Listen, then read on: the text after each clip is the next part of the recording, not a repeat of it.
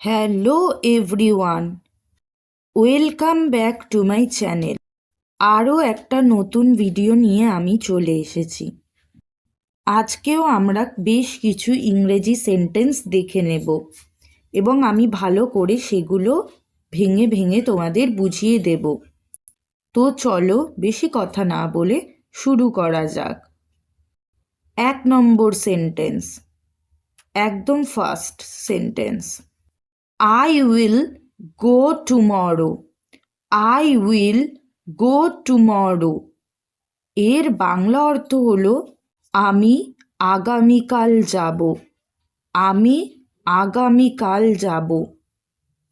এখানে আই কথার অর্থ হলো আমি, উইল গো কথার অর্থ হলো যাব, টুমরো কথার অর্থ হলো আগামীকাল, আই কথার অর্থ হলো আমি, উইল গো কথার অর্থ হলো যাব, টুমরো কথার অর্থ হলো আগামীকাল।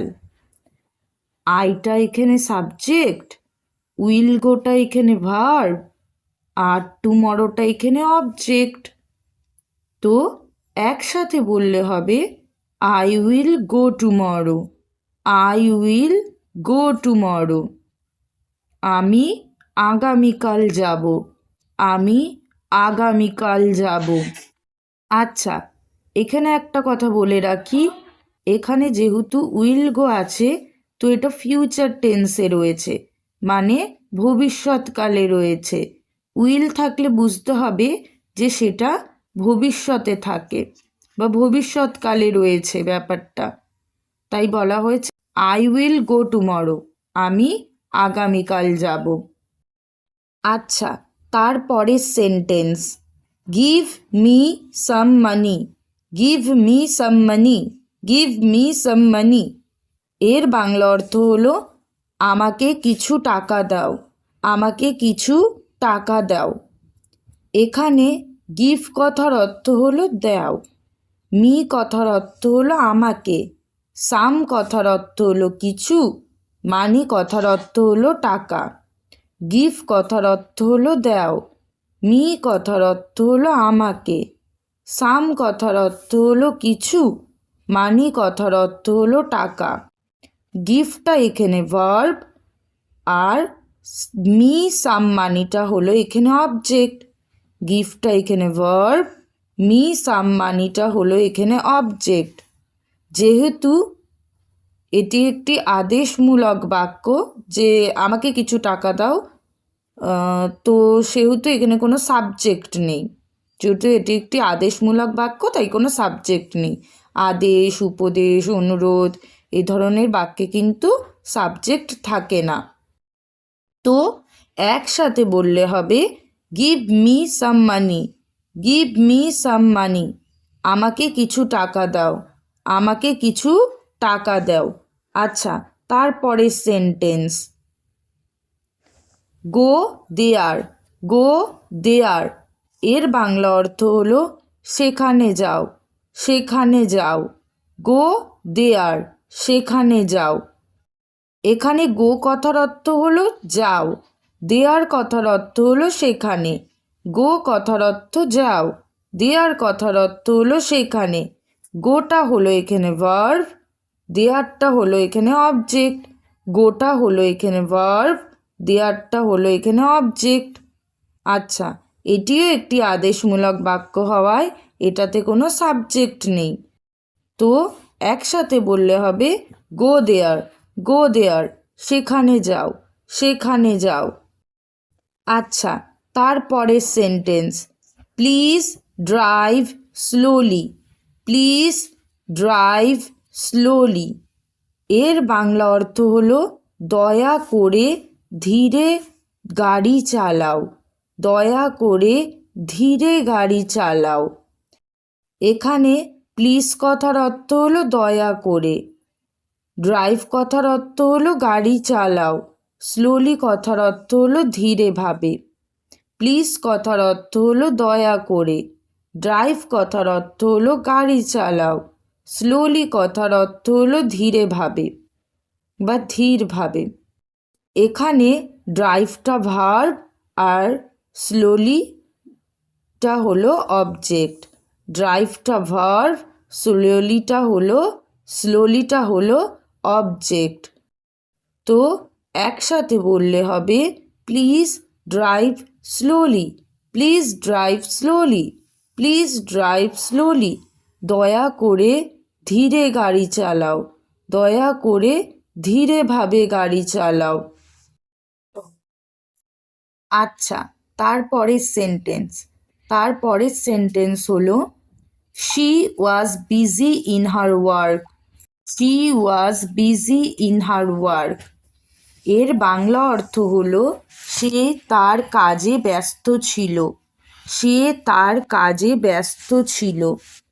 এখানে শি কথার অর্থ হলো সে, ওয়াজ কথার অর্থ হলো ছিল, বিজি কথার অর্থ হলো ব্যস্ত, ইন হার ওয়ার্ক কথার অর্থ হলো তার কাজে।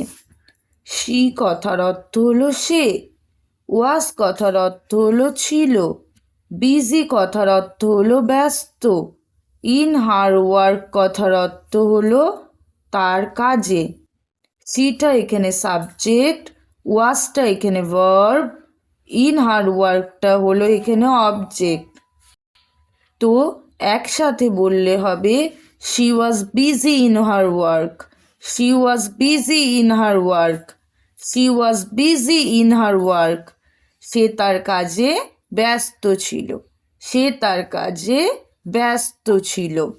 এখানে একটা কথা বলে রাখি, এসএইচইসি মেয়েদের ক্ষেত্রে ব্যবহার করা হয়, আর এইচইহি ছেলেদের বোঝাতে ব্যবহার করা হয়। এখানে মেয়েদের বোঝাতে সি ব্যবহার করা হয়েছে।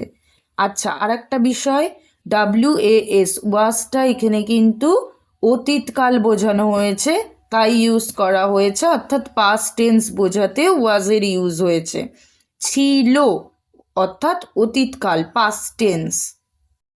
আচ্ছা, তারপরে sentence, I need your help, I need your help. এর বাংলা অর্থ হলো আমার তোমার সাহায্যের প্রয়োজন, আমার তোমার সাহায্যের প্রয়োজন। এখানে আই কথার অর্থ হলো আমি বা আমার, নিড কথার অর্থ হলো প্রয়োজন, ইয়োর হেল্প কথার অর্থ হলো তোমার সাহায্যের। আই কথার অর্থ হলো আমি বা আমার, নিড কথার অর্থ হলো প্রয়োজন, ইয়োর হেল্প কথার অর্থ হলো তোমার সাহায্যের। আইটা এখানে সাবজেক্ট, নিডটা এখানে ভার্ব, ইয়োর হেল্পটা এখানে অবজেক্ট। তো একসাথে বললে হবে I need your help, I need your help. আমার তোমার সাহায্যের প্রয়োজন, আমার তোমার সাহায্যের প্রয়োজন। আচ্ছা, তারপরে sentence, she is happy to see me, she is happy to see me. এর বাংলা অর্থ হলো আমাকে দেখে সে খুশি হয়েছে, আমাকে দেখে সে খুশি হয়েছে।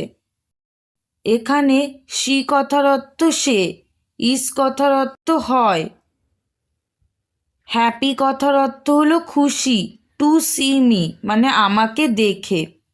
শি কথার অর্থ সে, ইজ কথার অর্থ হয়, হ্যাপি কথার অর্থ খুশি, টু সি মি মানে আমাকে দেখে। শিটা এখানে সাবজেক্ট, ইজটা এখানে ভার্ব, হ্যাপি টু সি মিটা এখানে অবজেক্ট। তো একসাথে বললে হবে she is happy to see me, she is happy to see me. সে আমাকে দেখে খুশি হয় বা সে আমাকে দেখে খুশি হয়েছে। আচ্ছা, তারপরে sentence, Rita sings sweetly, Rita sings sweetly. এর বাংলা অর্থ হলো রীতা মধুরভাবে গান গায়, রীতা মধুরভাবে গান গায়। এখানে রীতা কথার অর্থ হলো রীতা, যেহেতু এটি একটি নাম। সিংস কথার অর্থ হলো গান গায়, আর সুইটলি কথার অর্থ হলো মধুরভাবে। রীতা কথার অর্থ হলো রীতা, সিংস কথার অর্থ হলো গান গায়, সুইটলি কথার অর্থ হলো মধুরভাবে। রিতাটা এখানে সাবজেক্ট, সিংসটা এখানে ভার্ব, সুইটলিটা এখানে অবজেক্ট। রিতাটা এখানে সাবজেক্ট, সিংসটা এখানে ভার্ব, সুইটলিটা এখানে অবজেক্ট। তো একসাথে বললে হবে Rita sings sweetly. Rita sings sweetly. Rita মধুরভাবে গান গায়। রিতা মধুরভাবে গান গায়। আচ্ছা, তারপরের sentence, the birds fly in the sky. The birds fly in the sky. এর বাংলা অর্থ হলো পাখিগুলো আকাশে ওড়ে। পাখিগুলো আকাশে ওড়ে। দ্য বার্ডস কথার অর্থ হলো পাখিগুলো। ফ্লাই কথার অর্থ হলো ওড়ে। ইন দ্য স্কাই কথার অর্থ হলো আকাশে। দ্য বার্ডস কথার অর্থ হলো পাখিগুলো। ফ্লাই কথার অর্থ হলো ওড়ে। ইন দ্য স্কাই কথার অর্থ হলো আকাশে। দ্য বার্ডস এখানে সাবজেক্ট, ফ্লাই এখানে ভার্ব, ইন দ্য স্কাই এখানে অবজেক্ট। দ্য বার্ডস এখানে সাবজেক্ট, ফ্লাই এখানে ভার্ব, ইন দ্য স্কাই এখানে অবজেক্ট। তো একসাথে বললে হবে the birds fly in the sky. The birds fly in the sky. The birds fly in the sky. পাখিগুলো আকাশে ওড়ে। পাখিগুলো আকাশে ওড়ে। আচ্ছা, তারপরের সেন্টেন্স হলো I love my family. I love my family. I love my family. এর বাংলা অর্থ হলো আমি আমার পরিবারকে ভালোবাসি। আমি আমার পরিবারকে ভালোবাসি। এখানে আই কথার অর্থ হলো আমি। লাভ কথার অর্থ হলো ভালোবাসি। মাই ফ্যামিলি কথার অর্থ হলো আমার পরিবারকে। আই কথার অর্থ হলো আমি। লাভ কথার অর্থ হলো ভালোবাসি। মাই ফ্যামিলি কথার অর্থ হলো আমার পরিবারকে। আইটা এখানে সাবজেক্ট, লাভটা এখানে ভার্ব, মাই ফ্যামিলিটা এখানে অবজেক্ট। আইটা এখানে সাবজেক্ট, লাভটা এখানে ভার্ব, মাই ফ্যামিলিটা এখানে অবজেক্ট। তো একসাথে বললে হবে I love my family. I love my family. I love my family. আমি আমার পরিবারকে ভালোবাসি। আমি আমার পরিবারকে ভালোবাসি। আচ্ছা, তারপরের sentence, he is ready for school. He is ready for school.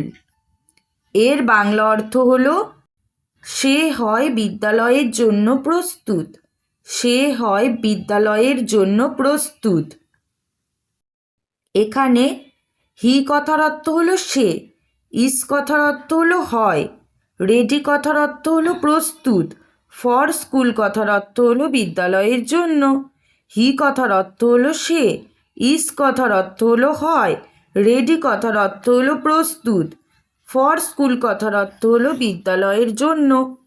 হিটা এখানে সাবজেক্ট, ইজটা এখানে ভার্ব, রেডি ফর স্কুলটা এখানে অবজেক্ট। হিটা সাবজেক্ট, ইজটা ভার্ব, রেডি ফর স্কুলটা হলো এখানে অবজেক্ট। তো একসাথে বললে হবে he is ready for school. He is ready for school. এর অর্থ সে হয় বিদ্যালয়ের জন্য তৈরি। সে হয় বিদ্যালয়ের জন্য তৈরি। আচ্ছা, তারপরের সেন্টেন্স রয়েছে the rose is a beautiful flower. The rose is a beautiful flower. এর বাংলা অর্থ হলো গোলাপ হয় একটি সুন্দর ফুল। গোলাপ হয় একটি সুন্দর ফুল। এখানে দ্য রোজ কথার অর্থ হলো গোলাপ। ইজ কথার অর্থ হলো হয়। এ বিউটিফুল ফ্লাওয়ার কথার অর্থ হলো একটি সুন্দর ফুল। দ্য রোজ কথার অর্থ হলো গোলাপ। ইজ কথার অর্থ হলো হয়। এ বিউটিফুল ফ্লাওয়ার কথার অর্থ হলো একটি সুন্দর ফুল। দ্য রোজটা এখানে সাবজেক্ট, ইজটা এখানে ভার্ব, এ বিউটিফুল ফ্লাওয়ারটা হলো এখানে অবজেক্ট। তো একসাথে বললে হবে the rose is a beautiful flower. The rose is a beautiful flower. গোলাপ হয় একটি সুন্দর ফুল। গোলাপ হয় একটি সুন্দর ফুল। তো আজকের ভিডিওটা এখানেই এন্ড করছি। তোমাদের যদি আমার বোঝানো এই সেন্টেন্সগুলো ইউজফুল মনে হয় তবে অবশ্যই চ্যানেলটিকে সাবস্ক্রাইব করে রেখো। আর শুধু সাবস্ক্রাইব করলেই হবে না, সময় মতো কিন্তু অবশ্যই দেখতে হবে ভিডিওগুলো। আর হ্যাঁ, লাইক আর কমেন্ট করতে ভুলো না, তাহলে আমি একটু ইন্সপায়ার হতে পারি তোমাদের থেকে, আর আমার ভালোও লাগে নতুন নতুন ভিডিও আনতে। আচ্ছা, তো আজকের জন্য থ্যাঙ্কস ফর ওয়াচিং।